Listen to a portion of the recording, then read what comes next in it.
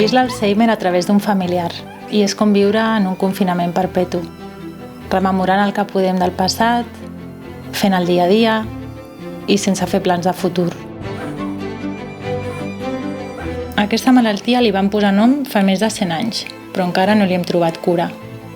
Els malalts ja no tenen opció, però nosaltres sí. No l'oblidem.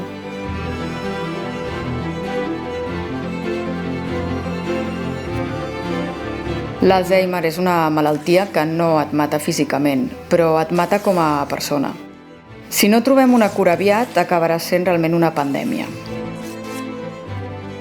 He viscut molt de prop a aquesta malaltia i no vull que ni jo ni els meus haguem de tornar-ho a viure.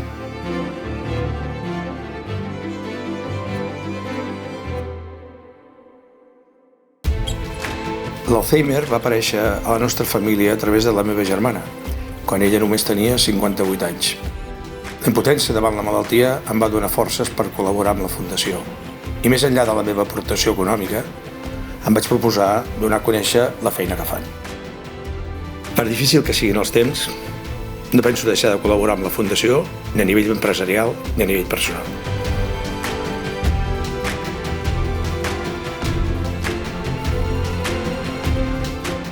Per mi, la salut és una responsabilitat compartida.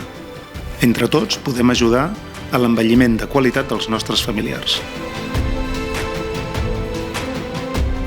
Penso que no tan sols s'ha de trobar una cura per la malaltia, sinó que també s'ha de trobar una cura pels tabús a la conversa.